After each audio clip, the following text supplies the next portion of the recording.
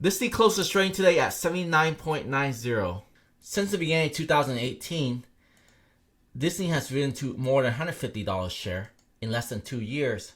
From there, it dropped to more than 48% due to the COVID-19 lockdown, but since has gone over $200 a share a year later. From that point on, Disney has gone on a multi-year decline and is now trading around $80 a share. So what is happening at Disney, and should you buy Disney right now?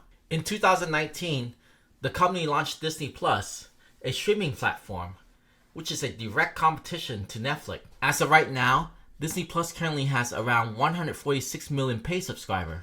Also, in early 2020, Bob Iger stepped down as Disney CEO, but since his departure, the company has gone downhill and is facing many challenges. So in November 2022, he was brought back as Disney CEO in order to revive the company. Look at their annual income statement. We can see that in 2022, Disney has a revenue of $82.7 billion versus $67.4 billion in 2021 and $65.4 billion in 2020. One of the biggest reasons why we see a big jump in revenue in the year 2022 because there was less COVID-19 lockdowns. Thus, people were able to go to the movie theater to watch Disney movies, as well as go to Disneyland and Disney World.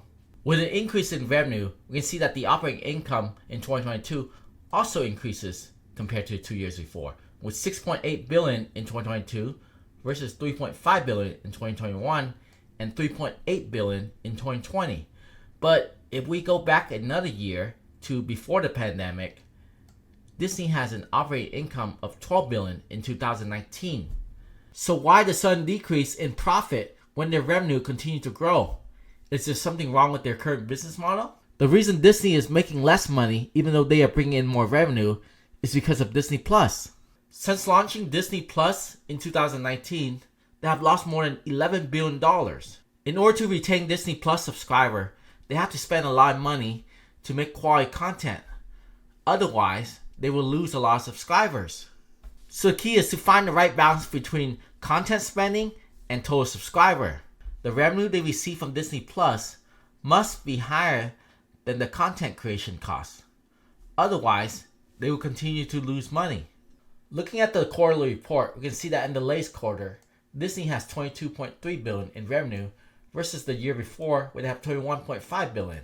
And in the last quarter, they have $21.8 billion versus the year before of $19.2 billion. So the question is, with more revenue, does that mean they can make more money in profit moving forward? For the year 2023, it is estimated that Disney will have a revenue of $89 billion, with a non-GAAP earning estimate of $3.72 a share, which is equivalent to a price-earning ratio of 21.48. Compared to other companies, Disney forward PE ratio is a little cheaper than Netflix at 31.70 and cheaper than Paramount at 27.78. Before moving forward, please make sure to read the disclaimer, and also please help out the channel by subscribing and liking the video. Disney stock is currently at the support level we see back in March 2020. It's currently trading around $80 a share, so it might be a good spot to start buying. With a forward price earning ratio of more than 21, Disney is not actually cheap at the current level, and the stock can go down further below $70 a share and even $60 a share. There is also a potential for a recession at the end of this year or next year. On top of that, student loan debt repayment is scheduled to due on October 1st.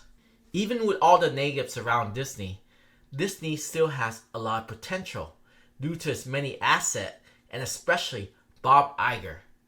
Can he make Disney Plus profitable? And can he shape the future of Disney so that it will become the biggest entertainment company in the world once again? If you think so, you should buy Disney stock right now. However, there's always a potential for the stock to drop lower. So make sure you understand the risks before purchasing.